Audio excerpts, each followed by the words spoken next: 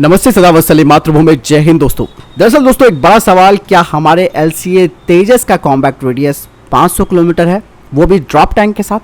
इस बात में कितनी सच्चाई है जिसे पश्चिमी मीडिया लगातार उठाती आई है और भारतीय तेजस को बदनाम करती आई है। आज आप इस झूठ की असली सच्चाई जानेंगे। दरअसल दोस्तों भारत सरकार में कभी भी एक दिन में कोई निर्णय नहीं लिया जाता, जिसके लिए एक लंबी चर्चा होती है और शायद हाल ही में LCA के साथ भी ऐसे ही हुआ था। दोस्तों जैसे कि मैंने आपको बताया भी था कि हमारे स्वदेशी उपकरण उतने खराब नहीं होते जितना कि पेड मीडिया के द्वारा दावा किया जाता है, क्योंकि ये जो पेड मीडिया की कंपनियां होती हैं वो झूठी खबर फैलाने में मास्टर होती हैं और लोग उनकी बातों पर यकीन भी करते हैं। आज मैं दोस्तों इसी पेड मीडिया का जो मिथक है, जो झूठ है, वो तोड़ने वाला हूं। बात करते हैं अपने स्वदेशी LCA तेजस की। दरअसल दोस्तों जो कॉम्बैक्ट रेंज को लेकर सवाल उठाया जा रहा है कि इसकी कॉम्बैक्ट रेंज 500 किलोमीटर तक है, तो चलिए इसके पीछे का सच क्या है वो जानते हैं। दरअसल दोस्तों रेंज यानी कि सीमा के दो पहलू होते हैं, पहला फेरी रेंज और दूसरा कॉम्बैक्ट रेडियस।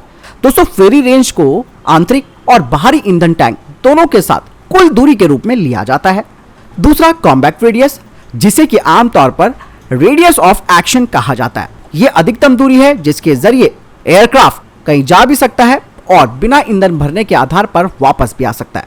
और यहीं पर वो पॉइंट है जिस पर प्रश्न आधारित है, ठीक है। अब दोस्तों जो भारत की सैन्य विमानन प्रमाणन एजेंसी है, जिसे कि हम मिलिट्री एविएशन सर्टिफिकेशन एजेंसी कहते हैं, जो LCA तेजस सहित सभी भारतीय वायुसेना के विमानों को प्रमाणित करती है और ये LCA से संबंधित डेटा उनके चार्ट से लिया गया है। और दूसरा चार्ट आप देख सकते हैं विकिपीडिया के डेटा पर आधारित। इस तरीके से आप समझ सकते हैं कि कुछ लेखों में यानी कि आर्टिकल्स में यह कहा गया है कि LCA तेजस की सीमा 500 किलोमीटर है, जबकि किसी ने कहा है कि ये 3000 से भी ज्यादा की है। यहाँ पे मेरा मतलब ये है कि फेरी रेंज की तुलना में LCA तेजस का कॉम्बैक्ट रेडियस। दोस्तों अब आप इस मानचित्र को देखिए, ये येलो बार विमान वे हैं जो LCA को भविष्य में युद्ध के मैदान में मिलना होगा, या हो सकता है कि ये मिल गया है।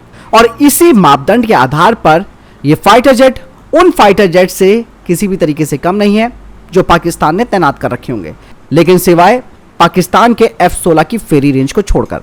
ऐसा इसीलिए क्योंकि ये फाइटर जेट यानी कि F-16 पाकिस्तान का फ्रंट लाइन फाइटर जेट है, और अगर पाकिस्तानी वायुसेना हमारे विपरीत है तो ऐसे में Sukhoi 30 MKI, MiG-29, Rafale, Mirage, Jaguar और तब LCA का नंबर आता है। यहाँ पर ध्यान दिया जाना चाहिए कि बाकी के जो बड़े विमान हैं जिसमें सुखोई, मेघ, राफेल और मिराज और जागवार है, ये MMRCA श्रेणी के फाइटर जेट है, जबकि तेजस एक हल्का श्रेणी का फाइटर जेट है। अब इसके अलावा आपको यह भी ध्यान देना है कि LCA तेजस को एक गहरी पैठ वाला लड़ाकू विमान नहीं माना जाता, जिसे कि ये वेस्टर्न मीडिया बताती है, यानी कि LCA तेजस डीप पेनिट्रेशन वाला फाइटर जेट नहीं है। इसका जवाब भी दोस्तों अभी आपको आगे मिलेगा, लेकिन अभी हम कॉम्बैक्ट रेडियस की बात कर रहे हैं। थोड़ी देर के लिए दोस्तों हम मान लेते हैं कि फाइटर जेट तेजस का जो कॉम्बैक्ट रेडियस है वो 500 किलोमीटर है, तो इसी पर हम थोड़ी सी रिसर्च भी कर लेते हैं। अब ये जो तस्वीरें आपको दिखाई गई हैं, जिसमें कि ये पीली पिन में यानी कि येलो पिन में भारतीय वायुसेना के ठिकाने और उन्नत लैंडिंग ग्राउंड यहाँ पर दर्शाए गए हैं, और लाल पिन में पाकिस्तान के प्रमुख शहर हैं, और सफेद पिन में पीपुल लिबरेशन आर्मी चाइना की वायुसेना और सैन्य ठिकाने हैं। आइए सबसे पहले शुरू करते हैं हम अपने वेस्टर्न बेस्ड इंडियन एयरफोर्स के बेसिस से, यानी कि जहां भारतीय वायुसेना के ठिकाने हैं पश्चिम में, जिनमें कि 4 मुख्य हैं। पहला जैसलमेर, दूसरा जोधपुर, तीसरा भुज और चौथा जामनगर।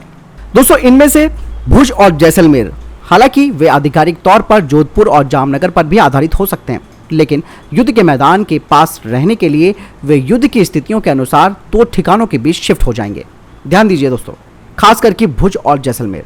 भुज और जैसलमेर बेस आसानी से पश्चिमी युद्ध के मोर्चों को संभाल लेगा, जो कि क्लोज एयर सपोर्ट की भूमिका में अधिक होगा, और इसका लक्ष्य होगा कराची, क्वेटा के मुख्य शहर।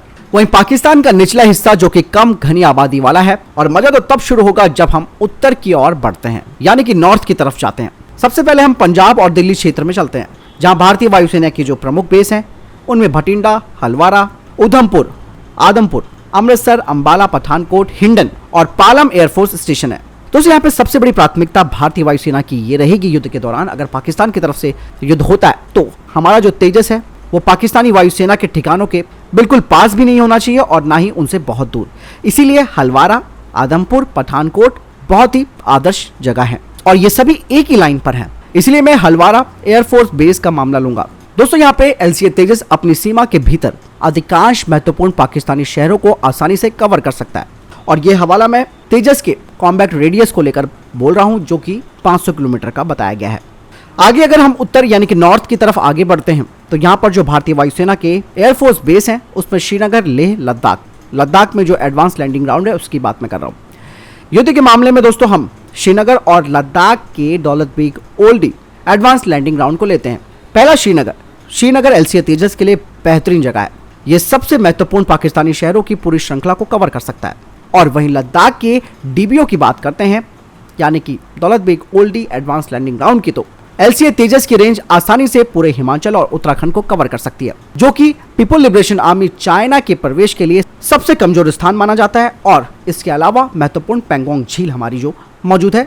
भारतीय वायुसेना के कई एयरफोर्स बेस को ध्यान में रखते हुए और इस तथ्य को जानते हुए कि हम चीन की तुलना में एक ऊंची जमीन पर मौजूद हैं, अगर भारतीय वायुसेना का तेजस विमान फुल बैटल लोड के साथ यानी कि पूर्ण युद्ध भार के साथ डोकलाम वाले इलाके में गया तो इसका मतलब ये होगा कि पेड़ों पर बंदर कूद चुके हैं, जिन्हें रोकना मुश्किल हो जाता है।